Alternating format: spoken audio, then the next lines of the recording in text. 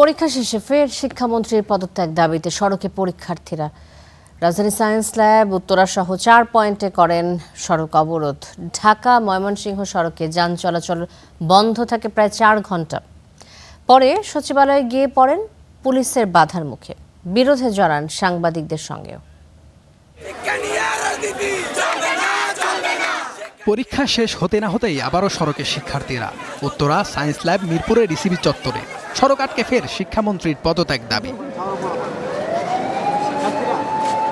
তাদের এই বিক্ষোভ অবরোধে ঢাকা ময়মনসিংহ মহাসড়কে যান চলাচল বন্ধ থাকে প্রায় 4 ঘন্টা। আমাদের সাথে অবিচার করা হয়েছে দেখে আমরা এখানে দাঁড়ানো। দাবি একটাই, শিক্ষামন্ত্রীকে পদত্যাগ করতে হবে। এদের ভিতরে ওটুকু বিবেক কাজ করতেছে না যে গাড়িতেও কত অসুস্থ ব্যক্তি, তাদেরও আমার ছাড়া দরকার। এদের অপরাধটা কি? এইভাবে রাস্তার মধ্যে আমাদের কাজ বাদ দিয়ে বসে থাকা লাগতেছে। পরে যাত্রী ভোগান্তির কথা তুলে ধরে শিক্ষার্থীদের সরে যাওয়ার অনুরোধ করে পুলিশ। স্টুডেন্টরা খুব ভালো ছিল, ওদের আচরণ খুব যৌক্তিক ছিল। তাদের পরীক্ষার যে বিষয়টা ছিল, পরীক্ষা দিতে পারে নাই, এই পরীক্ষার বিষয়টা সলভ হয়ে গিয়েছে ইনশাআল্লাহ। পরে পূর্ব ঘোষিত মার্চ টু সচিবালয় কর্মসূচিতে নামেন শিক্ষার্থীরা। রওনা হন সচিবালয়ের দিকে, তবে সেখানে তাদের পড়তে হয় পুলিশের বাধার মুখে।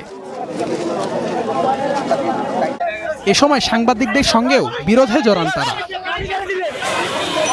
এদিকে শিক্ষামন্ত্রীর পদত্যাগ ছাড়া শিক্ষার্থীরা আন্দোলন অব্যাহত রাখার হুঁশিয়ারি দিলেও অভিভাবক ও একাংশের শিক্ষার্থীরা চান পড়ার টেবিলে ফিরতে।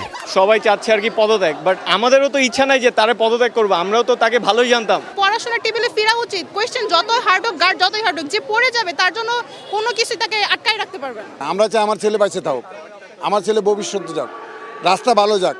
বৈরী আবহাওয়ার কারণে যারা পরীক্ষা দিতে পারেননি তারা চট্টগ্রাম বোর্ডের অভিন্ন প্রশ্নপত্রে পরীক্ষা দিতে পারবেন বলে আবারও জানিয়েছেন শিক্ষামন্ত্রী।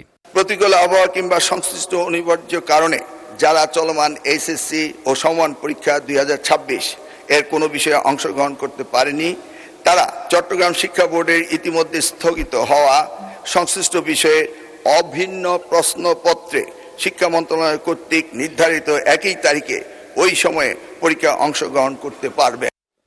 HM Imran, star news, Dhaka.